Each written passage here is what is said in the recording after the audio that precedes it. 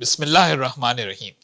ہمارے ملک میں یہ جملہ آئے دن سننے کو ملتا ہے کہ مہنگائی نے عوام کی کمر توڑ دی ہے اور عام آدمی اس نہ رکنے والی مہنگائی سے سخت پریشان ہے، اور یہ تو اب پوری دنیا کا مسئلہ ہے۔ عوام کی رائے ہو یا نیوز چینل، سب حکومت کو کوستے اور مہنگائی کا رونا روتے ہوئے نظر آتے ہیں۔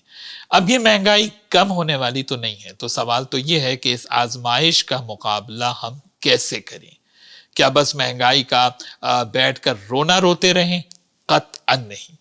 اس مسئلے کا حل بھی آپ کو قرآن حکیم اور اہل بیت علیہ السلام کی تعلیمات میں ملتا ہے، اور دین نے آپ کو اس مہنگائی کی آزمائش کا مقابلہ کرنے کا فارمولہ بتایا ہے۔ سب سے پہلے میں آپ کو بتاؤں کہ قرآن حکیم نے اس مسئلے کی طرف اشارہ بھی کیا ہے۔ سورہ بقرہ کی آیت 155 میں ارشاد باری تعالیٰ ہے وَلَنَبْلُوَنَّكُمْ بِشَيْءٍ مِّنَ الْخَوْفِ وَالْجُوعِ، اور ہم تمہیں آزماتے ہیں خوف سے اور بھوک سے۔ امام جعفر صادق علیہ السلام ارشاد فرماتے ہیں کہ یہاں بھوک سے مراد وہ بھوک ہے جو بازار میں اشیاء خورد و نوش کی قیمتیں بڑھنے کی وجہ سے ہوتی ہے، جسے آپ انفلیشن کہتے ہیں۔ یعنی یہ بھوک کی آزمائش مہنگائی کی وجہ سے آتی ہے۔ حقیقت میں آج لوگ 3 وقت کی جگہ 1 وقت کھانا کھانے پر مجبور ہو رہے ہیں۔ امام جعفر صادق علیہ السلام کا ایک اور قول ہے، آپ علیہ السلام ارشاد فرماتے ہیں کہ اللہ جس قوم پر غضبناک ہو اور ان پر عذاب بھی نازل نہ کرے تو 2 مشکلوں کا وہ قوم شکار ہو جاتی ہے، ایک مہنگائی کا بے تحاشا بڑھنا، اور دوسرا انسان کی ایوریج ایج کا کم ہو جانا۔ اب اس آزمائش الہی میں مومن کیا کرے؟ بس ہم بیٹھ کر واویلا کرتے رہیں، مہنگائی کا رونا روتے؟ نہیں، ایسا نہیں ہے۔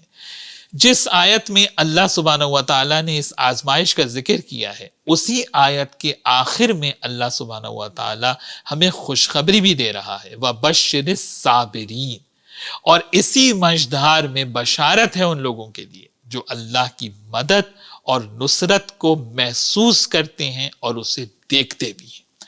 مشکلات میں اور آزمائش میں اللہ کی نصرت اور مدد کو محسوس کرنا، اس کا درس بھی سوائے اہل بیت علیہ السلام کے اور کہیں سے آپ کو نہیں ملے گا۔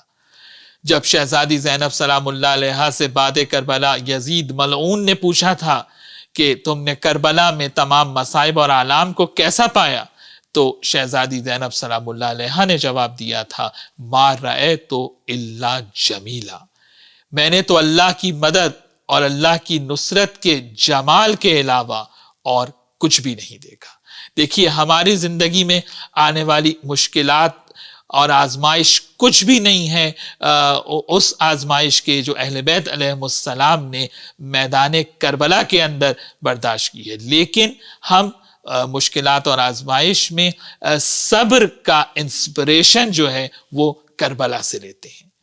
یہ مشکلات میں ظالم حکمرانوں سے مدد مانگنے کی بجائے اللہ کی ذات پر توکل کرنے کا انسپریشن سوائے اہل بیت علیہ السلام کے علاوہ اور کہیں سے آپ کو نہیں ملے گا۔ اب یہ آج مہنگائی کی وجہ سے بھوک اور افلاس کی جو آزمائش ہے، اس میں کا کامیابی سے مقابلہ کرنے کے لیے دیکھیے 3 اس میں مراحل ہیں۔ پہلا حل اس کا یہ کہ مہنگائی کم ہونے کی امید لگانے کی بجائے وسعت رزق، اپنے رزق میں اضافے کی کوشش بھی کریں اور وسعت رزق یعنی رزق کو بڑھانے کی دعا بھی کریں۔ اسی لیے تعلیمات اہل بیت علیہ السلام میں وسعت رزق کی دعاؤں کا ایک خاص چیپٹر ہے۔ خاص اہل بیت علیہ السلام نے وسعت رزق کی دعائیں تعلیم فرمائی ہیں، اور اس میں ایک دعا تو بہت معروف ہے جو عموماً نماز کے آخری سجدے میں پڑھی جاتی ہے، جس کی ابتدا یا خیر المسئولین سے ہو رہی ہے۔ یہ پہلا مرحلہ۔ دوسرا مرحلہ توکل علی اللہ ہے، یعنی چاہے چیزیں مہنگی ہوں یا سستی ہوں، رازق تو اللہ سبحانہ و تعالیٰ کی ذات ہے۔ امام زین العابدین علیہ السلام کے پاس ایک شخص آیا اور امام سے مہنگائی کی شکایت کی، تو امام زین العابدین علیہ السلام نے ارشاد فرمایا کہ دیکھو، چیزیں سستی یا مہنگی ہونے سے تمہارے اوپر کیا فرق پڑے گا؟ چاہے مہنگائی ہو یا ارزانی ہو، رزق دینے والی تو اللہ کی ذات ہے۔ جو سستائی کے دنوں میں رزق دیتا تھا وہی مہنگائی کے دنوں میں بھی رزق دے گا۔ دیکھیے یہ مائنڈ بلوئنگ قول ہے امام زین العابدین علیہ السلام کا، کہ قیمتیں کم ہونے کی حسرت کی بجائے انسان اللہ کی ذات پر توکل کرے، اور اللہ کی ذات پر توکل کرنے کے ساتھ ساتھ وسعت رزق میں اضافے کے لیے سعی اور کوشش کرے، روزی کمانے کے لیے آزاد مواقع اپنے لیے جنریٹ کرے، تاکہ جسے آپ کہتے ہیں کہ بائنگ پاور آپ کی بڑھے۔ یہ مذہب آپ کو سکھاتا ہے، یہ اسلام آپ کو سکھاتا ہے، اور انہی اصولوں پر عمل کر کے ہم اللہ کی اس آزمائش سے کامیابی سے نکل سکتے ہیں۔